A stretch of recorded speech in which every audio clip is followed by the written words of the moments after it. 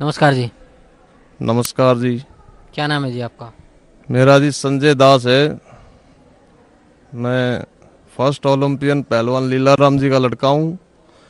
गांव मंदौला, जिला भिवानी में पड़ता है जी। क्या काम करते हैं आप? मैं जी जेल डिपार्टमेंट में सिपाही की पोस्ट पर हूँ, रोहतक जेल पर। संत रामपाल जी महाराज की शरण में कैसे आए? मैं जी जेल डिपार्टमेंट में सिपाही की पोस्ट पर हूँ, रोहतक जेल पर। तो एक 2006 में करोथा कांड हुआ था जी। और उसमें आर्य समाजियों ने और हरियाणा सरकार ने मिलकर संत रामपाल जी के ऊपर झूठे आरोप लगाकर जेल में डाल दिया। और उनके आश्रम को जो सामान था वो सारा उठा ले गए थे। और सारी संगत को तंग किया था, झूठा मीडिया में निकलवाया था संत रामपाल जी के खिलाफ। मीडिया सभी न्यूज़पेपरों में हमने भी पढ़ा था जी। और अच्छे से अच्छा व्यक्ति भी अगर उस अखबार को पढ़ ले तो उसके भी मन में ये आएगा भी अगर ऐसा है तो वहाँ संत रामपाल जी को गोली क्यों ना मार दी जाए। तो जेल में आ गए वो। तो जेल के अधिकारियों ने मीटिंग की वहाँ पे। तो वहाँ पे मेरी ड्यूटी लगाई गई। तो जाते ही मैंने संत रामपाल जी को नमस्कार बोला, सच्चाई बोला। तो संत रामपाल जी ने कहा भी आप मेरे को गुरु क्यों कहते हो? मखा जी टीचर को भी गुरु कहते हैं, आप तो संत हो। बोला भाई ऐसे मेरे को गुरु मत कहो, आप हमारा ज्ञान समझो पहले। तो मेरे दिमाग में ये आए भी अगर ऐसे कहते तो एकदम मेरे शरीर के अंदर एकदम सन्नाटा सा आ गया जी। जेल में भी ऐसे कहते हैं तो मखा भाई बहुत महापुरुष व्यक्ति हैं ये तो मैंने कहा जी मैंने तो जो कह दिया ना गुरु, तो मेरे लिए तो आज से आप गुरु हो। तो गुरु जी फिर मैंने कहा माँ गुरु जी मेरा भाई गुरु मत कहा अगर मेरे को। मका जी आपके खिलाफ तो बहुत ज़्यादा अफवाह हैं और आपके तो बहुत अच्छे विचार लगे मेरे को। तो गुरु जी ने कहा भी पहले ज्ञान समझ हमारा। मका जी ऐसा लग रहा है मेरे को तो जैसे आर्य समाज जी या पुलिस डिपार्टमेंट आपको इनकाउंटर ना कर दे, आपको गोली ना मार दे। तो उन्होंने बहुत ठोसता से कहा मेरे को ये परमात्मा का शीश है, अगर ऐसा हो जाता है तो मैं सफल मानूंगा अपने शीश को। परमात्मा के लिए शीश तो बहुत ही सौभाग्य व्यक्ति देता है। तो मेरे आंसू आ गए जी परमात्मा के संत रामपाल जी का विचार सुन के। अभी इतने तगड़े विचार हैं और इस महापुरुष के खिलाफ इतने आरोप लगाए गए हैं, ये इनको परमात्मा उल्टा लटका कर 7 पीढ़ी इनको नरक में डालेगा। फिर संत रामपाल जी बोले भाई आप मेरा पहले ज्ञान समझो। मैंने संत रामपाल जी की 1 महीना सीडी देखी जी। 3-4 दिन तो मेरे को ऐसा लगा भी ज्ञान मेरे समझ में नहीं आएगा ये, क्योंकि सभी संतों से अलग ज्ञान है। लेकिन मैंने गौर से सुना भी पूर्ण संत की पहचान बताई गई पूर्ण परमात्मा की। तो मेरे को रोज रोज मजा आने लग गया जी ज्ञान में। तो मैं गुरुजियों से डेली कहता था जी मेरे को भी नाम दे दो आप। बोला भाई ऐसे नाम नहीं देते हम, आप होक्का पीते हो। तो मैं होक्का का बहुत ज़्यादा आदी था और परिवार वाले भी दुखी थे मेरे से। तो मैं बोला जी आप ही दया करो, अगर आप में शक्ति है तो ये। तो संत रामपाल जी ने नला जी परमात्मा ही करेंगे, हम तो कुत्ते उनके। संत रामपाल जी ने कहा ये बात। तो उस दिन से मैंने होक्के में वो स्वाद नहीं आया जी। 4-5 दिन मैंने पिया उनके कहने के बाद भी, लेकिन परमात्मा ने इतनी दया करी भी ये तो बहुत गंदी चीज़, मैंने बांस आने लग गई उसमें से। और मैंने उस होक्टी को भगा दिया बाहर। सुबह मैं ड्यूटी पे गया तो संत रामपाल जी बैठे हुए थे। मैं बोला गुरु जी आज तो नाम दे दे। बोले आज दे देंगे भी, आज तू योग्य हो गया है।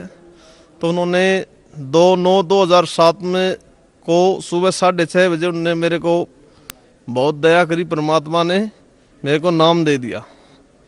तो बोला भैया नियम आपने हमेशा फॉलो करने। मखा जी आप नहीं करवाने, हम तो कुत्ते हैं आपके। तो मैंने रोज टीवी पे देखता था और सीढ़ी पे सीढ़ी लिया है मैं उनके भक्तों से। तो क्या ज्ञान है जी, शास्त्रों के अकॉर्डिंग ज्ञान बता रखा है परमात्मा ने। फिर जेल अफसरों ने पता लग गया भी ये बहुत ईमानदार सिपाही था, ये भी इनका शिष्य बन गया। तो परमात्मा संत रामपाल जी का सिर पे पंजा रहा है मेरे। तो एक दिन मेरी शाम को ड्यूटी थी जी, 6 से 10। तो 7 बजे जेल में गिनती बंद कर देते हैं, 7 साढ़े 7 बजे। तो मैंने बोला भाई माँ गुरु जी को दंडोत प्रणाम करते हैं। तो मैंने बोला जय वो बंदी छोड़ की। मैं संत रामपाल जी से 50 फुट की दूरी पे था लगभग, बीच में दीवार थी। मैंने जय वो बंदी छोड़ के नारे लगाए। तो वहां पर संत रामपाल जी के पास बच्चे रहते थे, बच्चा वार्ड है, किशोर वार्ड। उन्होंने भी नारे लगाने शुरू कर दिए। भी एक पुलिस का हवलदार नारे लगा रहा है, तो उन्होंने भी बहुत जोश के साथ नारे लगाए, पूरी जेल में गूंज रहा था। 10 मिनट के बाद जेल के सभी अफसर सभी कर्मचारी आ गए और उन बच्चों को बहुत ज्यादा पीटा उन्होंने। सभी बच्चों को जूत मारे, उनके लठ मारे, छोटे छोटे बच्चों के। फिर वो मेरे पास आए जी ड्यूटी के ऊपर। मेरे से बोले तूने जेल को खतरे में डाल दिया, तू एक बंदी का शिष्य बन गया है और खुद दारू पी रहे जी। वो सारे बंदियों का खाते हैं, वो हमारे को चोर कहते हैं। बहुत शर्म की बात हमारे को। तो फिर मैंने कहा जी आप आराम से बात करो मेरे से। बोला तेरे को। फिर उस डीएसपी साहब ने एसपी से बात करी फोन पर मेरे आगे ही। तो एसपी साहब ने कहा इसको फौरन बाहर निकाल दो जेल से, जैसे उसके दादा ने बनवाई है ये जेल। एक परमात्मा के लिए हमने और भी देखे वर्दी के अंदर सभी परमात्मा को ऐसे झुकते हैं, तो एक सिपाही नहीं झुक सकता क्या? तो उन्होंने जेल से मेरी ड्यूटी से निकाल दिया मेरे को। 2-3 दिन के बाद उसने डीजी से बात करी, एसपी साहब ने, भैया ऐसे ऐसे करता है। तो हमारे को तुरंत प्रभाव से बदली कर दी हमारी सोनीपत, और मेरे को 4 सीट दे दी उस बात पर। तो उसमें लिख रखा था भी क्यों ना इसको डिसमिस किया जाए। 2 डीएसपी गवाह थे जी उसके अंदर। तो अंबाला मेरी पेशी थी। तो वहां पर एसपी चौहान जी थे, सुरेंद्र सिंह चौहान जी। मेरा 8वां नंबर था पेशी के अंदर। लेकिन परमात्मा कहते हैं जो सताएगा मेरे हंस को उसका खो दो वंश। ये परमात्मा की जो वाणी थी मेरे दिल के आत्मा के ऊपर रमी हुई थी। परमात्मा ने कहा था भी जो चलेगा मेरी तरफ 1 कदम और मैं चलूंगा 60। जो चलेगा मेरी तरफ एक कदम मैं चलूंगा 60, और जो हो जाए कोई पक्का तो मैं लो की लाट। तो मैं पहले ही बढ़ गया जिस एसपी साहब के ऑफिस में, हालांकि मेरा 8वां नंबर था। तो एसपी साहब ने बोला भी क्या बात है मखाजी, मेरे को दूर जाना है, मेरा फैसला कर दो आप।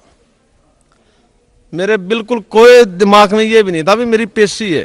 मैं तो एक प्रसाद, परमात्मा का प्रसाद समझ के गया था वहां पे।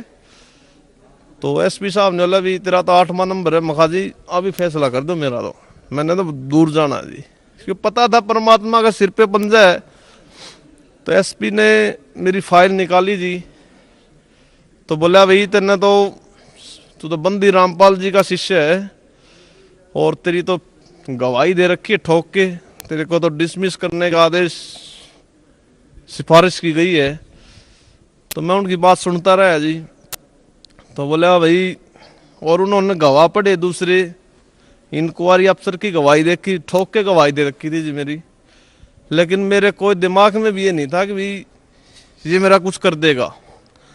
तो उनके काफ़ी विचार सुने जी। मैं आखिरी में मैंने हाथ जोड़ के प्रार्थना करी उनसे, माँ जी मेरा फैसला करो आप। तो उन्होंने विचार करे, अफसरों ने भी, आप ये बताओ नौकरी से पहले क्या करते थे?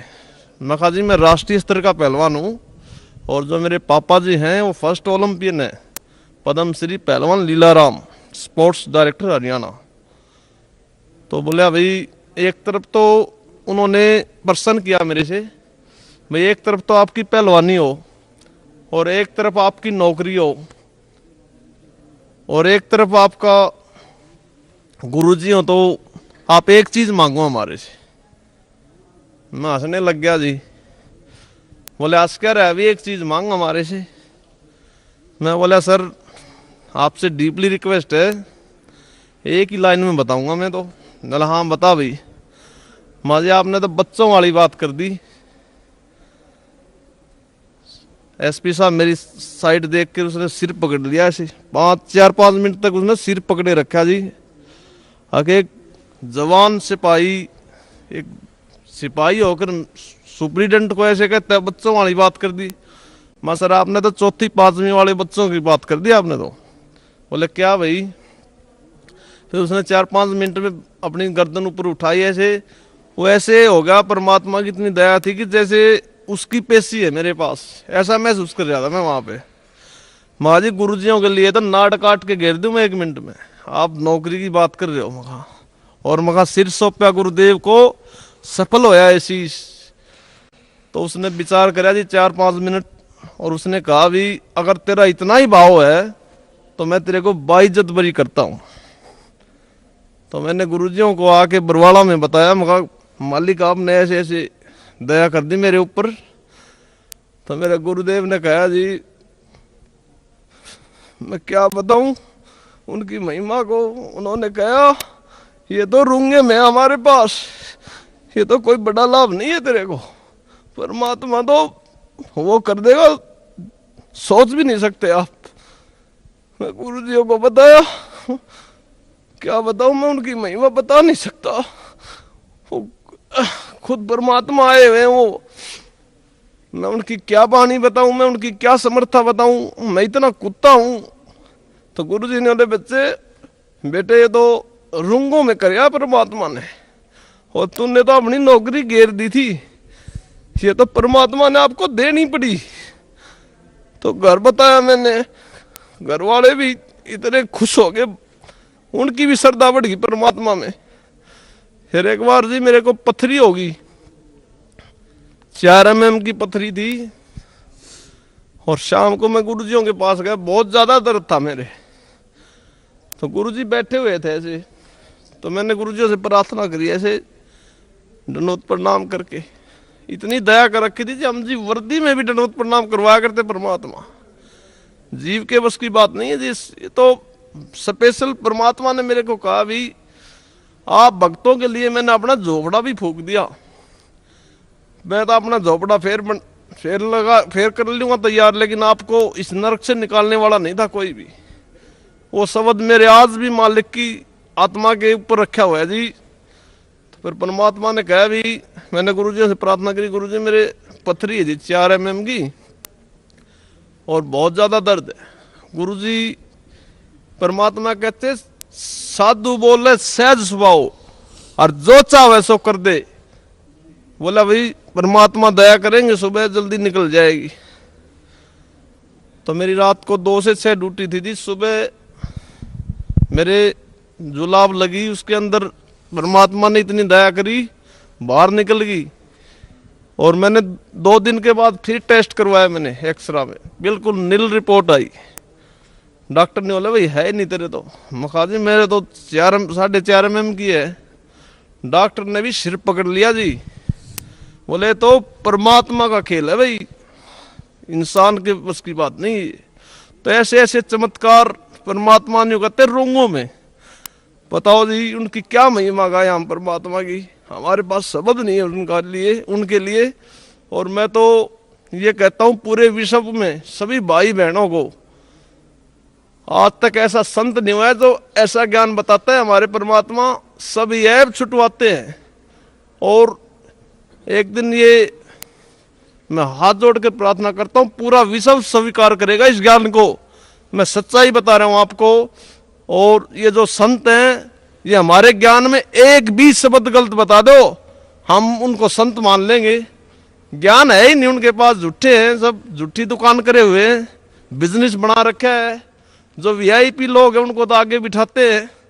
और हमारे गुरुजी संत रामपाल जी महाराज जी के यहाँ डीसी भी एसपी भी सभी लाइन में आते हैं। तो संत कहते हैं भाई सब इक्वल हमारे यहाँ।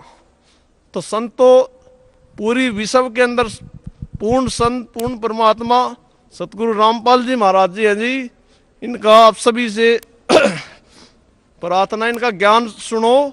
सीडी पे आज तो बहुत दया कर रखी है परमात्मा ने, और किताबें घर घर में जा रही हैं। SMS करो हमारे फोनों पे, आपको घर बैठे किताब देंगे हमारे गुरुदेव। और सभी से प्रार्थना है भाई, हमारा तो सारा परिवार के ऊपर दया कर रखी परमात्मा ने। हमारे छोटे छोटे बच्चे आते हैं 10-10 एक महीना यहाँ सेवा करते हैं, तो कोई अपनी बेटी को कोई गलत जगह पे ले जाएगा क्या? परमात्मा कहते हैं अगर सच्चाई है तो अपनी जगह भी बनाएगी वो। हमारे गुरुदेव तो परमात्मा खुद कबीर साहब आए हुए हैं। तो सभी भाइयों से प्रार्थना है कि यहाँ आए और जन्म मरण का रोग कटाए। सच